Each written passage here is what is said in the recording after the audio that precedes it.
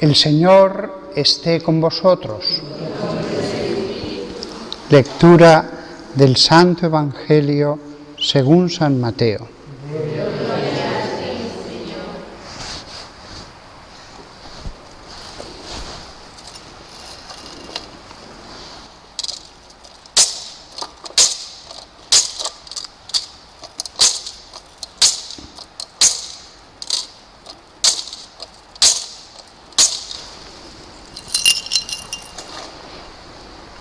En aquel tiempo se acercó a Jesús la madre de los hijos de Zebedeo con sus hijos y se postró para hacerle una petición. Él le preguntó: ¿qué deseas? Ella contestó: ordena que estos dos hijos míos se sienten en tu reino, uno a tu derecha y el otro a tu izquierda. Pero Jesús replicó: ¿no sabéis lo que pedís? ¿Podéis beber el cáliz que yo he de beber? Contestaron: podemos. Él les dijo: mi cáliz lo beberéis, pero sentarse a mi derecha o a mi izquierda no me toca a mí concederlo.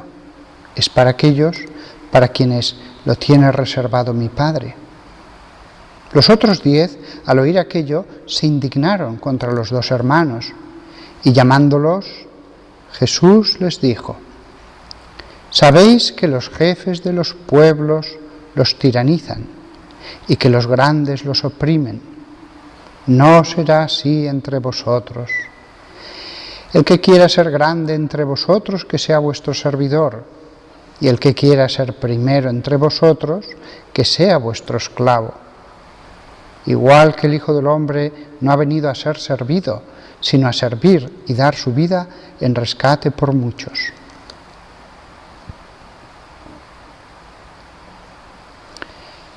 Palabra del Señor.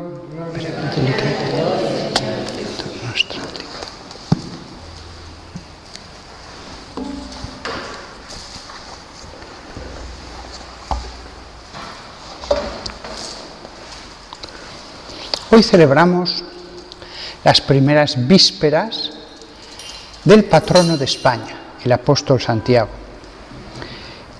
Y pensando en la catedral, mientras rezaba el breviario sobre qué podría predicar hoy, se me ha ocurrido un tema que creo que puede ser interesante: el Imperio Español. ¿Por qué voy a predicar sobre esto? Pues porque el Imperio Español, ya en esa época, sus contemporáneos lo consideraban el más católico de todos los reinos. Lo consideraban como una especie de ejemplo de un reino en el que el monarca debía ser, ante todo, servidor de los planes de Cristo y buen hijo de la Iglesia. Hablo, por supuesto, en su etapa de mayor esplendor, cuando estaba regido por emperadores tan religiosos como fueron Carlos V o Felipe II. Después, como bien sabéis, ese entusiasmo, ese querer servir a Dios por encima de todas las cosas, pues fue poco a poco enfriándose. Pero este es un tema sobre el que predicar va a ser interesante, porque la época de Carlos V y Felipe II coincidió con que el mayor esplendor de un imperio fue también la época en que el gobernante usó el poder para bien del reino de Dios, para bien de las almas.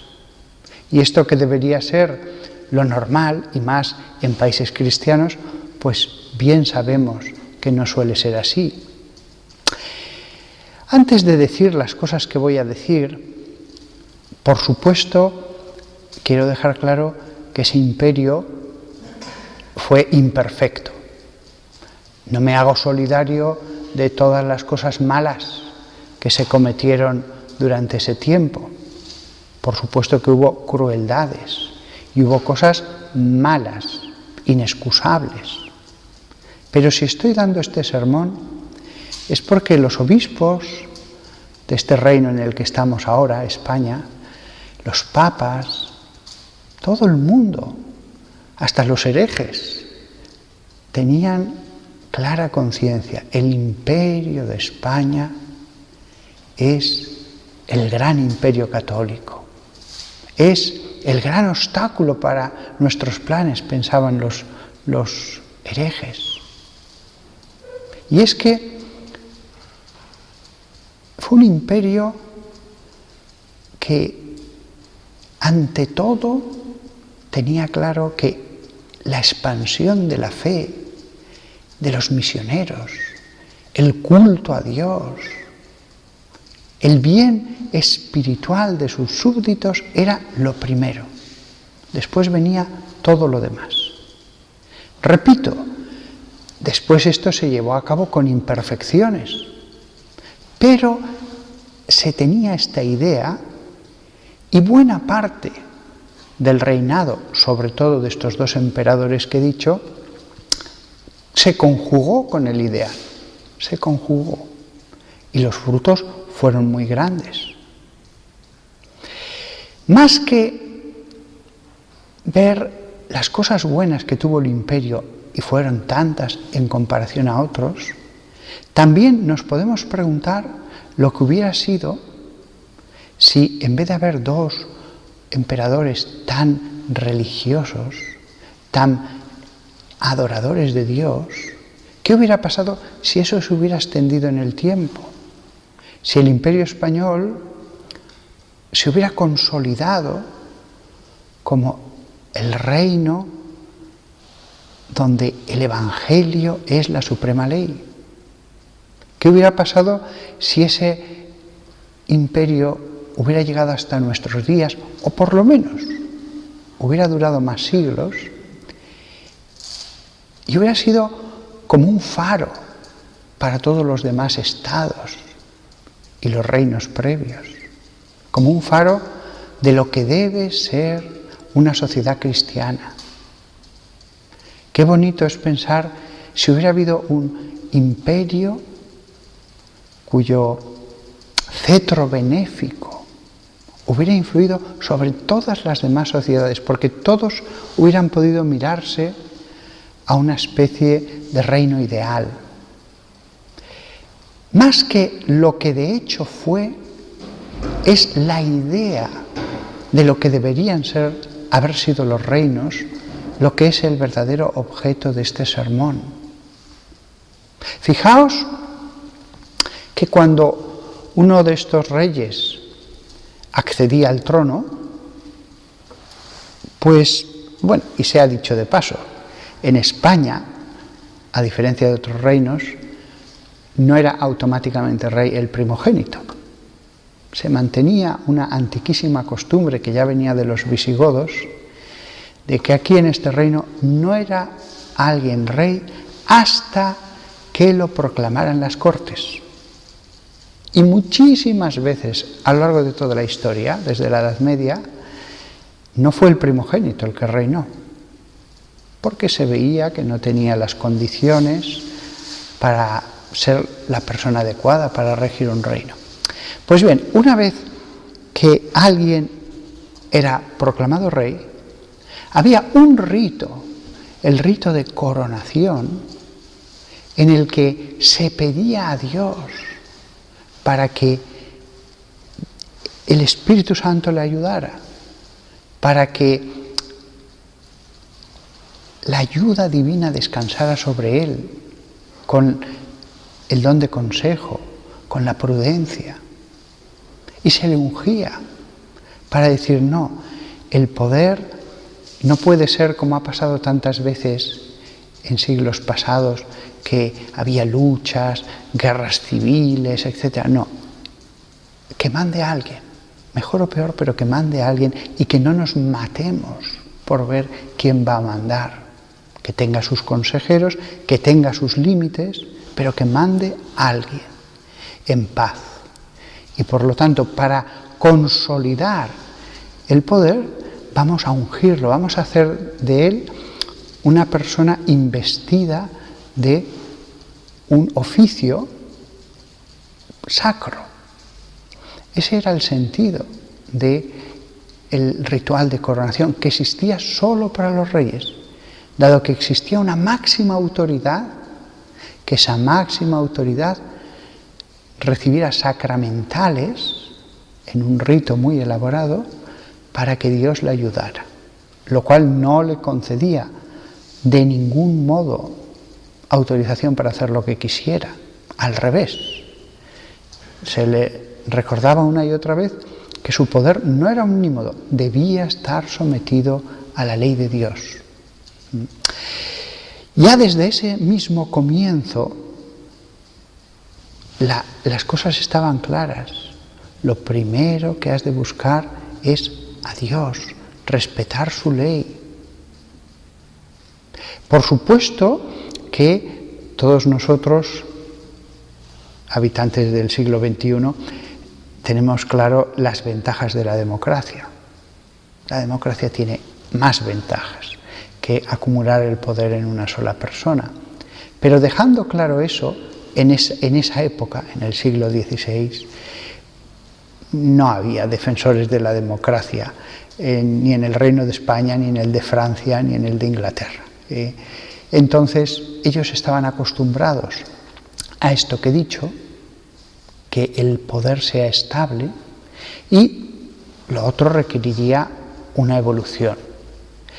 Entonces, fijaos lo que hubiera sido un reino que con buenos consejeros, con sabios alrededor del trono, se hubiera preocupado no de la ambición de expandirse, de conquistar, de hacer la guerra contra otros reinos, no.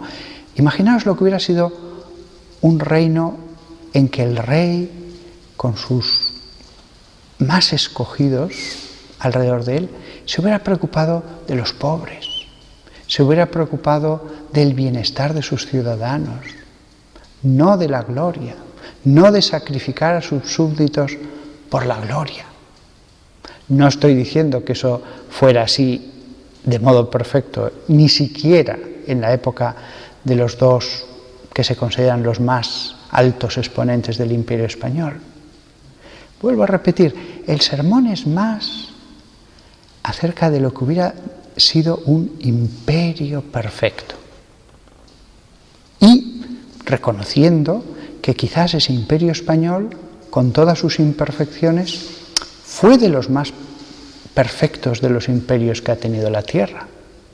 Otros imperios sacrificaron a sus hijos por la gloria del imperio, por arrebatar a otros territorios.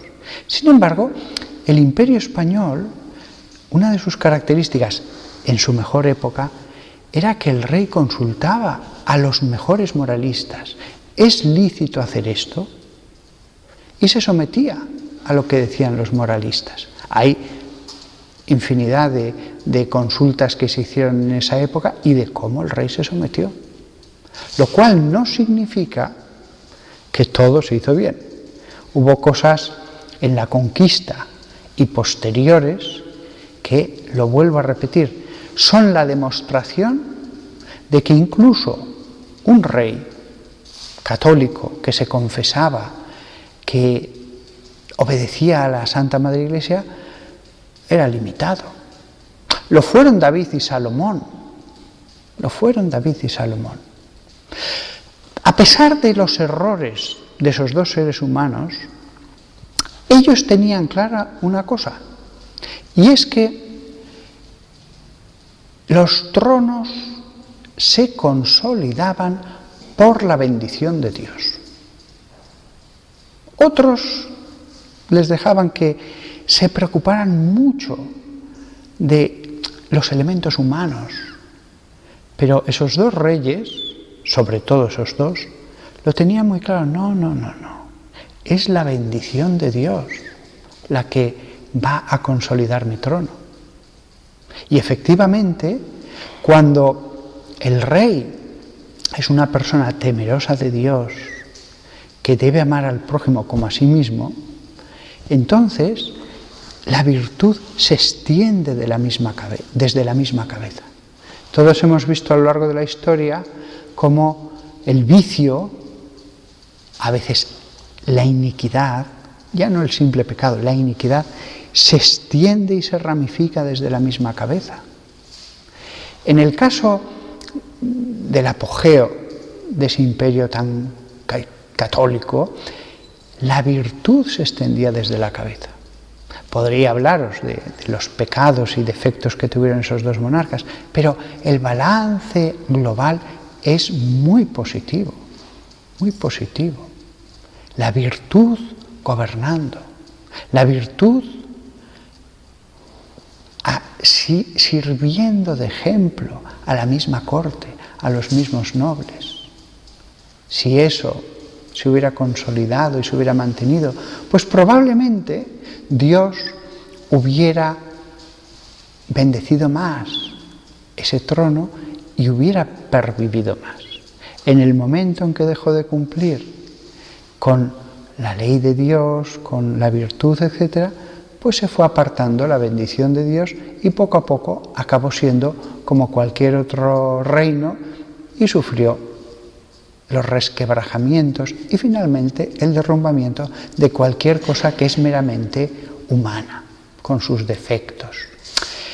En la medida que lo humano está vivificado por el Espíritu, por la gracia de Dios, se vuelve mucho más fuerte. El Imperio Español era una realidad meramente humana, pero era una realidad vivificada por el Espíritu. Dios hubiera querido que todos los reinos del mundo hubieran sido auténticamente cristianos, basados en las enseñanzas de Jesús. Pero la historia de las monarquías es una historia de crueldades y de grandes pecados. Al final, lo humano también penetró más y más en ese trono y más le pasó como a cualquier otra realidad humana.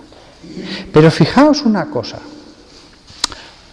no solo el Imperio Español, ha habido otros muchos reinos en que ha habido monarcas que han sido verdaderas bendiciones para sus pueblos.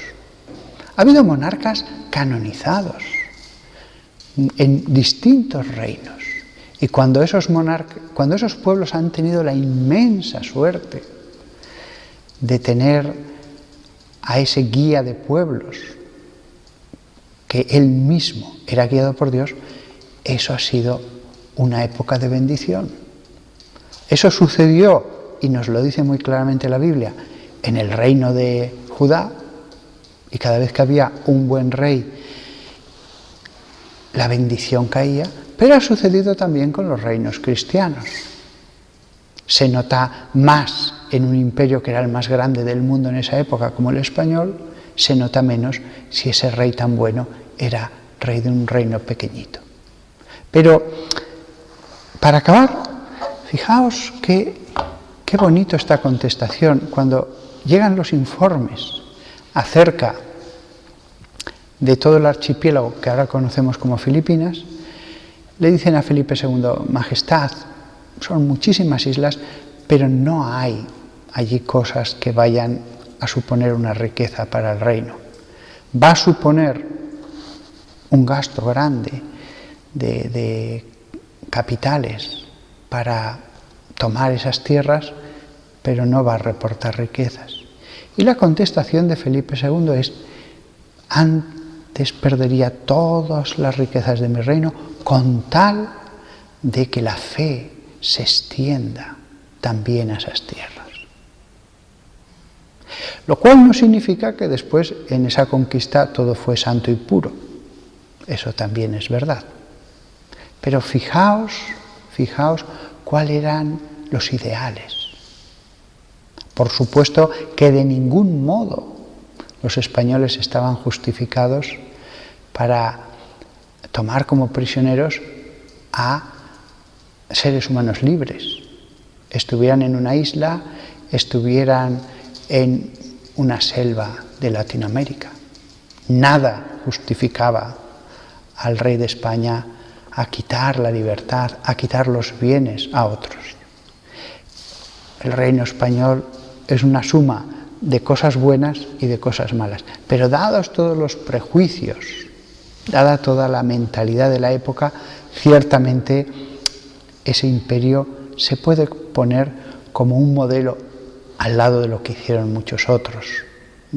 Pero no debemos caer tampoco en el nacionalismo de pensar que todo fue perfecto y que si lo hicieron ellos pues ya todo estaba bien.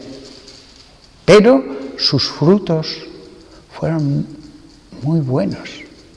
Y al final, pues la independencia de los pueblos se produjo porque quizás su influjo no fue tan nítidamente evangélico, puro, bueno, como para que los hombres lo vieran totalmente claro, el que valía la pena seguir, lo cual no significa también que las independencias se produzcan porque todo el mundo quiera salirse. Esas cosas se producen a veces por una mezcla de sentimientos, de propagandas y de minorías que nunca sabremos realmente qué tanto por ciento de la población estaba a favor o no de mantener las cosas. Pero también es verdad que ya que hemos hecho este sermón, el derramar la sangre de cientos o miles de personas por lograr la ruptura de algo que no era opresivo, de algo que en sí no era malo, de algo que cuando se quitó tampoco ni la calidad de vida ni la libertad de las personas mejoró, moralmente yo no lo veo bien. Y eso vale para el Imperio Español y para tantas otras sociedades.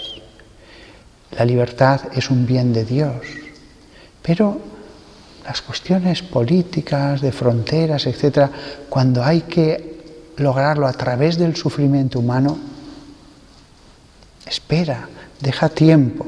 Si tu causa es justa, tu causa con el tiempo aunará más voluntades, se consolidará. Lograr cosas de este mundo que pasa a través de grandísimos sufrimientos, pérdidas de vidas, la vida humana es más importante. Si tu lucha es justa, no dudes de que el tiempo te irá dando más la razón. Pero querer conseguir las cosas, por muy nobles que nos parezcan, pero de este mundo, con ese precio, pues no vale la pena. Y así se ve cómo ha habido, ya que he hablado hoy de imperios, naciones que lograron su independencia con un sufrimiento espantoso y otras al lado dejaron pasar algo más de tiempo y los mismos imperios evolucionaron y 1, 2 generaciones después lo lograron en perfecta paz y armonía. Esa es una enseñanza que los seres humanos parece que no acabamos de aprender. Pero también es lógico. Cuando se divinizan las cosas de este mundo, se está dispuesto a ser mártir por las cosas de este mundo. No hay que divinizar nada, ni siquiera el Imperio Español, cuyo elogio ha sido meramente instrumental, es decir, hizo muchas cosas buenas, y entre todos los que ha habido, quizás haya sido el que más cosas buenas hizo, pero era un instrumento.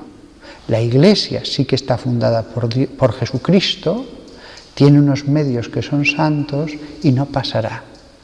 Todo lo demás es ya opcional, pasará, y ya es una mezcla de lo humano con lo divino si son personas cristianas, pero accidentalmente, no en la esencia.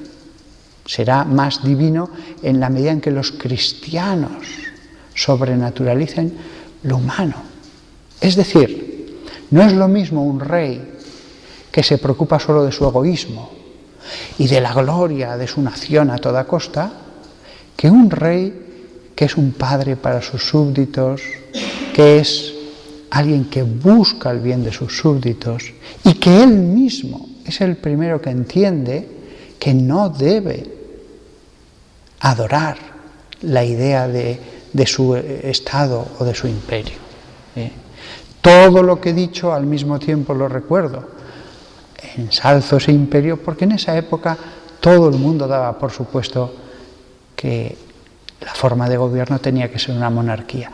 Afortunadamente la evolución de los siglos ha llevado a que todos entiendan que el poder es una cosa tan peligrosa, corrompe tanto a las personas si no están muy iluminadas por el Evangelio, que es mejor dividirlo, limitarlo y someterlo a un medio tan, en fin, opinable en sus resultados como son unas elecciones, pero a la larga es mejor eso que no lo otro.